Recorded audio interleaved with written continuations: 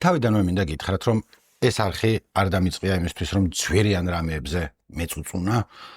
არ არის ჩემი ნიშა ცხოვრებაში და მაგისი ამბიცია არა მაქვს, რომ ვიждე და აი მე ეს რა ძვირია, ის რა ძვირია, მაგაზე ვილაპარაკო, მაგრამ დღეს რაღაც სიგიჟეები აღმოვაჩინე და მეთქი ვინმეს უნდა გაუზიარო და მოდი თქვენ გეტყვით რა, იმიტომ რომ არ ვიცი რაღაც კონსპირაციის თეორიის დონის რაღაცებია ფასებთან დაკავშირებით, რომელსაც აი ხა მოგიყვებით, არც კი ვიცი საიდან დავიწყო, მაგრამ მოდი სუთავიდან ჩამოვყვები, მაგრამ ჯერ დასაწყისშივე მინდა თქვა, რომ ამ ვიდეოს ყავს სპონსორი YouTube.us, უფრო მეც მათ შესახებ ცოტა ხანში გეტყვით, მაგრამ ჯერ გამომყევით დღეს შევედი ინტერნეტ მაღაზიაში, Wolt-ზე ვარ აქ, იმისთვის რომ გამეყიდა კონდარი. კონდარი ესეთი ტიპია, რომელიც ესე ყველგან არ იყიდება ხოლმე, Carrefour-ში რო შეხვიდიან, აგროჰაბში სავარაუდოდ არ ექნებათ, შეიძლება ახსნა მჭირდებოდეს კონდარი რისთვის არის, მეც არ ვიცოდი. კაიხნის განმავლობაში კონდრის ფასი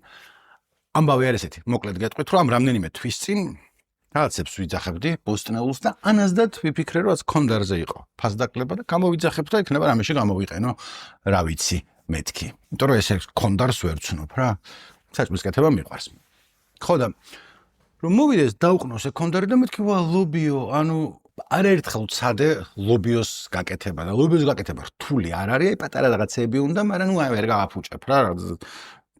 უზამშიგნით ბევრ მწვანელს სუნელებს და კაი გამოვა საბოლოო ჯამში, ცუდს არ ვაკეთებდი, მაგრამ აი ის გემო არ ქონდა რა, რაღაც აკლდა ხოლმე ყოველთვის და მე მივხვდი რომ კონდარი აკლდა, რომ ჩემთვის ლობიოს სწორად გაკეთებული არის კონდრით.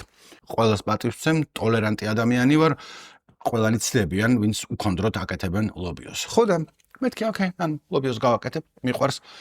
შევედი და აჰა, ჩამოვყევი და თითქმის არ სად არ არის კონდარი. ხმელი აქვთ, მაგრამ ნუ იგივე არ არის. წვანილი კონდარი უნდა იყოს, კაი ლობიო რომ გამოვიდეს, ჩემი აზრით. ერთ-ერთი, აჰა, აქ ხედავ არის 3 ლარი 15 თეთრი, ერთი კონა, არ ვიცი კონა რამდენია, ცოტა მეძვირასავით, მაგრამ ნუ ოკეი, რაღაც 3 ლარი და 15 თეთრია. 3 ლარით გამიძვირებს ლობიოს. მე გადავედი უშუალოდ მაღაზიაში, რომ მეთქი ჩავყრი კონდარს და კიდე რაღაცებს. მარტო ერთ კონა კონდარს ხო არ ვიყიდი, მანიაკი ხო არა ვარ, ანუ ვინ შვება მაგას, ხო, რაღაცებს კიდე მივაყიდი მეთქი და თან სხვა პროდუქტებსაც რო უყურებ, ხარ ისი ფასიც იცი, ხვდები რომ უფრო ძვირიანი მაღაზია, იაფიანია თუ რა ხდება. და რას ხედავს ჩემი თვალები? რეჰანს. ანუ ეს ვიდეო არ არის კონდარზე, ეს ვიდეო არის რეჰანზე. მოგატყუეთ, კონდრით შემოგიტყუეთ, იმიტომ რომ ყველა ვიცი რომ კონდარი არის, რაზეც აფანატებს ხალხი, მოდაში არის კონდარზე ლაპარაკი და ესეთი კლიკბეითი იყო. ერთგვარი დავიწყე კონდრით და მე ვუწებ გაჯახეთ რეჰანი, მაგრამ ნუ მომიტევეთ. მეც ადამიანი ვარ და ვცდილობ რომ რაღაცა საინტერესოდ მოვყვე ამბავი რა, ანუ როგორ შევედი მაღაზიაში და რაფასები დამხვდა. რაფასები დამხვდა იყო აი ეს. ერთი კონა რეჰანი, რომელიც არ ვიცი რამდენია, 25 ლარი და 70 თეთრი. 2.5.7.0 და მეთქი რა ხდება, ანუ რამის კოდი არის რეჰანი, რატო ღირს ეს ფასი. და მე გამიშდა შეკითხვა, რომ რა ღირს დღეს რეჰანი. ასევე დებოდა ძმებო, ვინც რეჰანის შესახებაც არ იცით, არის ხალხი, ვინც არ აკეთებს საჭმელს და ნუ ვერ ერკვევა რა არის და როგორ არის. რეჰანი არის კიტრი პომიდორის სალათა, ანუ ჩემთვის ნამდვილი კიტრის და პომიდორის სალათა არის რეჰანით. რეჰანი არის იასამნისფერი ფოთლები რო ადევს ხოლმე ზევიდან და ნებისმიერი პომიდურის კერძი რაც არის, რეჰანი უხდება. რეჰანი და ბაზილიკი არიან, არ ვიცი, ბიძაშვილები და იდაშვილები თუ დაძმანი არიან, purple basil ქვია ამას, ანუ ბაზილიკია ეგეც, ოღონდ იასამნისფერი, თუ რა ფერიც არის, მუქი, ლურჯი. მაგის გარეშე პომიდორს ვერ ვატან ხოლმე გემოს და ისედაც არის კარგი, რახან მოხვედით და აქავართ, სენდვიჩზე პომიდორს თუ დებ, რეჰანი რომ მოწყვიტო და ზევიდან დაადო, ყველთან ერთად სხვა დონეზე აყავს. რაც მომენტში გამოგადგებათ და მადლობას მეტყვით. დავიკიდეთ ეგენი. ჩავწერე რეჰანი, რა ღირს რეჰანი და ამ წუთას ახლა აქ რასაც ხედავთ უმეტესობა მაღაზიების არის კავშირგარეშე რეჟიმში, იმიტომ რომ ღამე ვწერ ხოლმე ვიდეოებს, მაგრამ დღისით არ იყო კავშირგარეშე რეჟიმში და რა დავინახე? რა დაინახა ჩემმა სევდიანმა თვალებმა? ეს რა ნახა? გეხოცებით მითხარით, რომ ეს გიჟი არა ვარ და ძალიან არანორმალურია, რომ რეჰანი ღირს 160 ლარი კილოგრამი. What? რა? ანუ ერთგან კი არა. ნახე? 160 ლარი კილოგრამი. 160 ლარი კილოგრამი.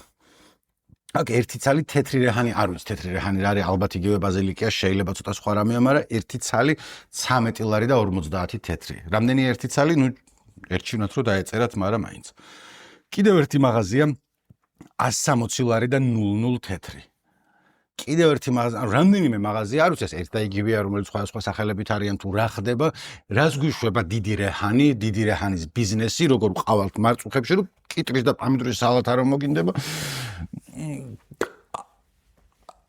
16 ლარი 100 გრამში, ანუ მაგდენი მათემატიკა ვიცი ადვილი არის.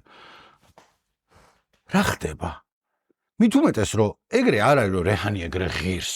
ანუ ჩამოვუყევი და სხვა ფასებიც არის. ანუ აგერ სხვა მაღაზია, სადაც 100 გრამი ღირს 2 ლარი, ან 20 ლარი გამოდის კილო. შეიძლება სხვა დროს გვეთქვა რომ 20 ლარი კილოც რა ამბავია, მაგრამ რა სისულელია, ანუ ამხელა განსხვავება საიდან მოვიდა, როგორ არის? აგერ აქ 34 ლარი კილო, რომელიც სხვა შემთხვევაში ძვირი იქნებოდა, მაგრამ აქ ვთქვათ, აი ამათ აქვთ 100 ლარი კილო. რა ხდება? ანუ იმაზე კი არ წუწუნებ, რომ რატო გაძვირდა ესე რეჰანი. წუწუნიც არ არის ეს. უბრალოდ სახტად ვარ დარჩენილი. არა, რანაირად უნდა ხირდეს რეჰანი 160 ლარი კილო. შეიძლება ხირდეს. ანუ მესმის, რომ თქვათ არის რეჰანი მოყავთ ჰორმუზის სრუტეში, არ ვიცი წყალში რატომ მოყავთ, მაგრამ ნუ იქ მოყავთ და ეხა ვითარება არის, სიგიჟე არის და ნუ ავარდა რეჰანის ფასმა გადააჭარბა 100 ლარს, კი ბატონო. ან შეიძლება რომ არის, რა ვიცი, მონაზვნების მოყვანილი რეჰანია, რომლებიც თან ლოცულობდნენ და მარტო რეჰანს კი არა, მადლს ყიდულობ და გასაგებია. ან შეიძლება არის უკიდურესად ეკომეგობრულ გარემოში მოყვანილი გრეტა ტუნბერგის ცრემლებით არის დანამული მთელი ის მინდორი და ნუ ამოდის და ამას, მაგრამ ნუ ესენი ხომ და ეწეროს რომ რაღაცა ეს არის განსაკუთრებული რეჰანი. არა, ეს წერია რომ რეჰანი 160 ლარი. What up? არის სხვა რაღაცები, რასაც, კაი, არ იყიდი. ანუ არ ვიყიდი რეჰანს ბოლოს და ბოლოს, ნუ კარგი, ისე შევჭამ გემურად პამიდორს, ისე რაც პამიდორის ფასებზე აღარ დავიწყოთ ლაპარაკი. როგორ გაწვირდა ყველაფერი ცხოვრებაში, მაგრამ ნუ მაღაზია არ არის. ეს არის რომ რა კონსპირაციას აქვს ადგილი. იმიტომ რომ მე თქვათ ერთ-ერთ მაღაზიაში გადავედი, მაინტერესებს რომ ყველაფერი ესე ღირს იქნება რაღაც ის არის რაღაცა არის რომ მაღაზია არის, სადაც ყველაფერი ღირს სიგიჟე ფასები და არ არის ხა ყველაფერი ძვირი არის ცხადია, ნუ ყველაფერი გაძვირდა ვაიმედე და მაგრამ ნუ ანუ რაღაც გვერდზე არის ტარხუნა 3 და 91 ცალი, კი ბატონო. ოხრახუში 21 ლარი კილო, ანუ 160 ლარი არ ღირს არაფერი. აგერ შაშყლავი 35 ლარი კილოგრამი. ხო? თქვათ შედი პონტია რომ რეჰანი თუ არა გაქვს, შაშყლავი შეგიძლია გავუკეთო, უფრო ცოტა იტალიური გემო ექნება, მაგრამ ნუ მაინც უხდება პამიდორს, კარგი არის. მაგრამ მე ჩამოუყევი და აღმოვაჩინე რომ აქ არის ასევე ბაზილიკი, რომელიც ღირს 250.250.00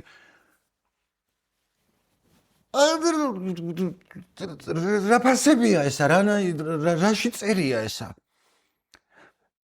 კიდევ ერთხელ, მესმის რომ არის მიზეზი, რის გამოც ეს ფასი ღირს. ანუ ვაი დედა რა ღორები არიან, მაგას არ ვლაპარაკობ, არც ამ მაღაზიასთან მაქვს პრეტენზია, არც არავისთან. რაღაცა, სადღაცა ალბათ არსებობს არ შემაქეჭვი მიწოდების ჯაჭვის სიწმინდეში, რომ ყველა რგოლი აქ რაღაცა თავისას ასრულებს, ყველას თავისი ფული უნდა დარჩეს. ალბათ რაღაცა მიზეზი არის იმისთვის, რომ ესე არის, მაგრამ მე მგონია რომ ყველანი თანხმდებით, რომ 250 ლარი ბაზილიკში არის სიგიჟე, ანუ არ არსებობს რა არის ესა. ნარკოტიკების ფასებია ეს უკვე სადაც ჩამარხული ბაზილიკი უნდა ამოიღო. ასევე შეიძლება გაგიჩნდათ შეკითხვა, როგორც მე გამიჩნდა, რომ ბაზილიკი და შაშყლავი ერთ და იგივე არ არის?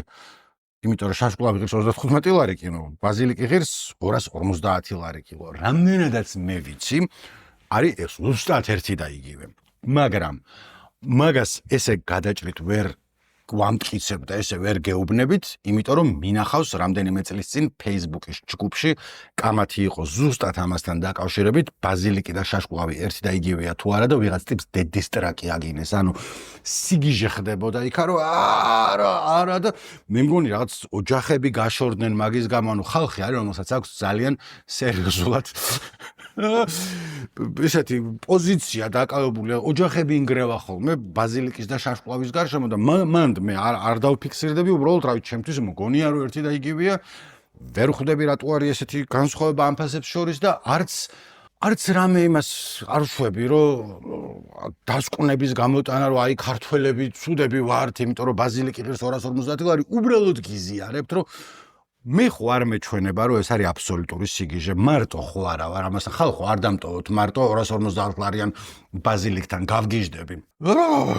იცი რა მოდი ერთ წამი დავწყნარდები რა დამაწყნარებს რა და ჩემს დღევანდელ სპონსორზე ლაპარაკი დღევანდელი ვიდეოს სპონსორია პლატფორმა U2Me.us ან as U2Me as რომელიც არის მისწრება პირადად ჩემთვის და ბევრი ჩემნაირი ადამიანისთვის ეს არის როგორც აქ თავად ამბობენ კრეატორ მარკეტინგ პლატფორმა სადაც ბრენდები და კრეატორები ერთ პლატფორმაზე იკრიბებიან რეალურად რას ნიშნავს ეს რომ თუ ხარ კრეატორი ან ინფლუენსერი ან მოკლედ ვიდეოებს თუ აკეთებ YouTube-ზე Instagram-ზე TikTok-ზე Facebook-ზე თუ ყავს გამომწერები და გინდა რომ ამაში ფული იშოვო ეს პლატფორმა გეხმარება რომ დაგაკავშიროს კომპანიებთან, რომლებსაც სწორედაც რომ შენაირ ტიპებთან სურთ თანამშრომლობა. კომპანიებისთვის არის კარგი, იმიტომ რომ მომავალი კრეატორები აქ არ არიან, ანუ უკვე უნდა გქონდეს რაღაცა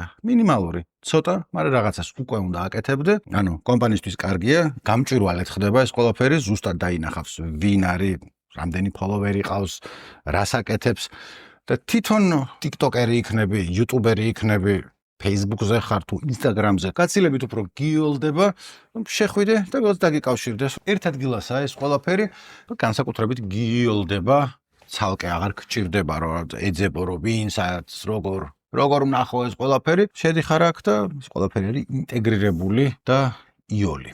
ასე რომ დიდი მადლობა U2Me.us ამ არხის ნაგაზის მხარდაჭერისათვის და დიდი მადლობა პატარა თუ დიდი თუ საშუალო კრეატორების მხარდაჭერისათვის. უბრუნდები ახლა ისევ ჩემს ვიდეოს.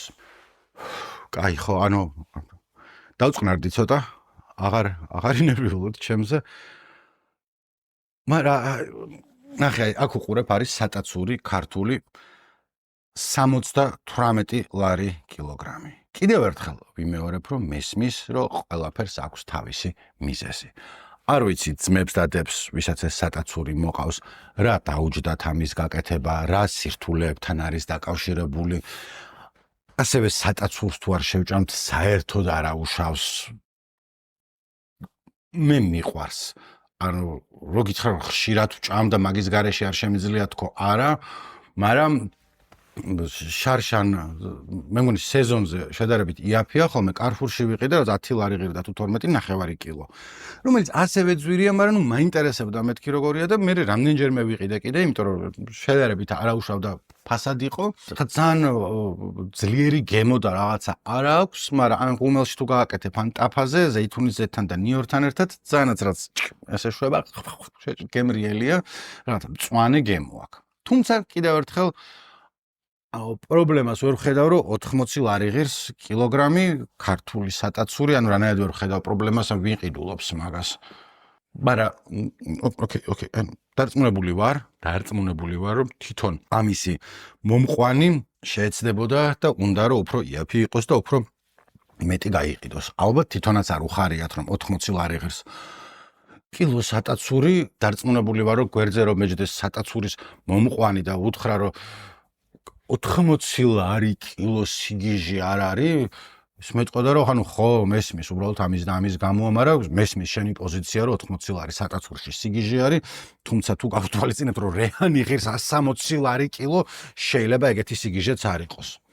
მე ხო არა მაქვს პრეტენზია იმასთან დაკავშირებით, რომ აგერ გადმოვედი, პიტაჰაია დრაკონის ხილი ღირს 25 ლარი 300 გრამი, ანუ 80 ლარი გამოდის კილო, იმიტომ რომ პიტაჰაია დრაკონის ხილს თუ არ შევჭამთ, არავის არაფერი არ დაგვემართება, ანუ პირიქით აშენდნენ, ვისაც ჩამოგვს დაე დრაკონის ხილით გამდიდრდეს ხალხი. ბაზარი არ არის, აქ არის ვიღაცა ქართველები არიან ჩართულები, რომელსაც ვიღაცა შემოაქვს, ვიღაცა გადმოწვირთავს, ვიღაცა გადატვირთავს, ვიღაცა გაყიდის, ყველას 2 კაპიკი დარჩება და ბოლოს ყველანი უფრო ბედნიერები ვიქნებით, თუ ის რამდენიმე ადამიანი, რომელიც ამ ჯაჭვში არის ჩართული, დრაკონის ხილზე აშენდება. რაც შეიძლება მეტი კონდეთ, უხვად მათ ოჯახებს ძალიან ბევრი ფული კონდეთ, მით უმეტეს რომ ჩემგან არაფერი არ მიდის აქ არა, ანუ რომ ბავშვ დრაკონის ხილი უნდა ვაჭამო და როგორ გაძვირი და არავინ ეგრე არა ვართ.